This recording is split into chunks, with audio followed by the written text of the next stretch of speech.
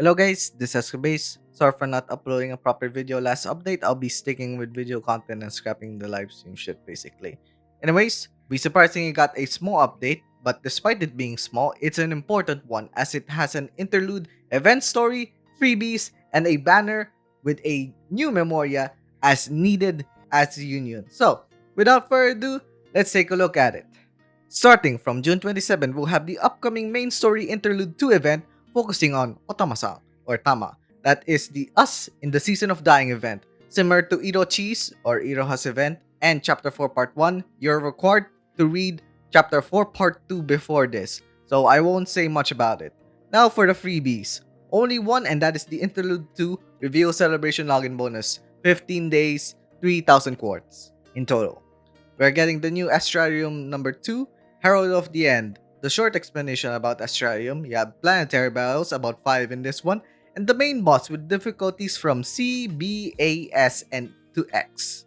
Defeat the planetary battle enemies, get buffs you can use to make the main boss easier to deal with, but the catch is that you have to use different memorias per planetary battle and the main boss. So you'll be using A, S, and SS memorias you don't usually use. And the main boss is basically a variation of that slug without the phase 2 shit and has quite an annoying mechanic to replace it, which is the damage limit mechanic. Basically, you can't one-shot it and you'll probably have to rely on overdrive to stack buffs on a lesser DPS to deal with removing the damage limit and your main DPS to deal with the significant damage and debuffs to the boss too.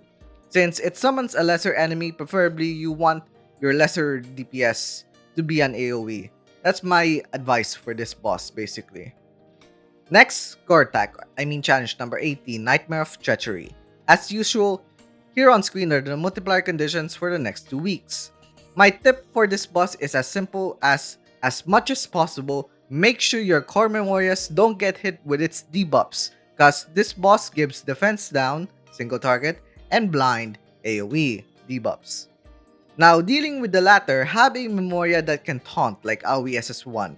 It has some turns where it just heals itself and not attack, giving you a breather, and that healing doesn't recover DP when you break it, so I think it's a relatively simple boss unlike the last one. Now we get to the banners. It's one new Memoria banner, and with it, the completion of the job for ROCKSTAR Memoria set. This banner came with the interlude, so let's take a look at them. The first being Twilight Maturation Megumi, who is a dark debuffer and was the first in JP to have the Eternal Defense down. Though in the end that was Bungo SS2, but yeah. Her EX provides Eternal Defense down, Eternal Dark down, and 100% DP recovery block, but has a skill count of 1, but that can be increased by necklace/ally skills.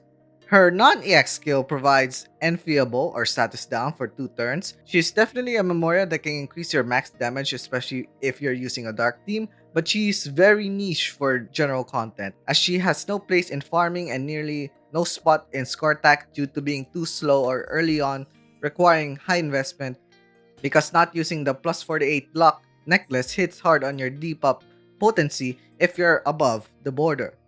She's a good Memoria to have, but you need to make a strat around her specialty to make her effective.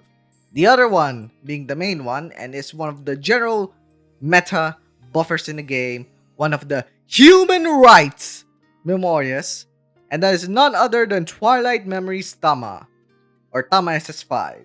She's a buffer that provides nearly all of the general buffs you'll ever need. Her EX provides crit rate up, crit damage up, and tactical vision or mind eye. The crit damage is a high version of the 50% per stack, 100% total, compared to the usual 30 to 60%. Her non-EX skill provides the large skill enhanced for the backline, similar to how Yotsuha SS1 works, but has a demerit, quote-unquote, of personal attack down for 1 turn, which absolutely means nothing to her since you're using her as a buffer. But if you have Union, you won't use this non-EX skill at all, as she pairs extremely well with Sutama, as one EX skill from both will provide 1 stack of all the general buffs you'll ever need and use them to your DPS to break bosses quickly. Currently in JP, she started losing a bit of traction once Diva Ruka was released because more options for large enhance plus mind eye are also released. But like, if Diba Ruka is tier 0, Sutama is tier 0.5. Both are meta, just that Diva Ruka having that slight edge. Sutama also has the added benefit of ignoring the common rule in future scar attacks, which is healer skill count 2. As she is a buffer, there's also a benefit at limit breaking her, as her LB3 passive provides plus 5 SP at the start if she's in the vanguard or in the front line, to make it clear. Though this LB3 passive is extremely strong, it is not outright needed. LB1 is though for that plus 1 SP per turn. Whether you pull for her now or get her as an off rate later, you would not regret getting her, as she is a human right Memoria in this game. From an elemental perspective, Megumin SS4 is a good dark Memoria that can be used for dark teams or general, but your strat has to work with the slow process of building her to make her effective. Now, from a general slash common perspective, are you goddamn kidding me? Sutama, once again, is a human right. I tell you, a human right! Works well especially with Union and literally one of the best general buffers you can have on your team. Though, as always, if you love the characters, their artwork, or want their specific abilities, feel free to ignore my advice and pull for them. Last ones I have to mention is the Australian featured recruitment, which is a skip. Like, come on, the better banner is literally right there. The Interlude 2 reveal SS Guaranteed Recruitment, this is a paid banner, and the Interlude 2 Celebration Pack A and B, which both of these are for the worlds out there. And yeah, that's the end of the video, I guess. Please subscribe, hit that notification bell so you miss any of my videos. Just friend and watch if you 6 right here. So yeah, see you guys next time. Bye!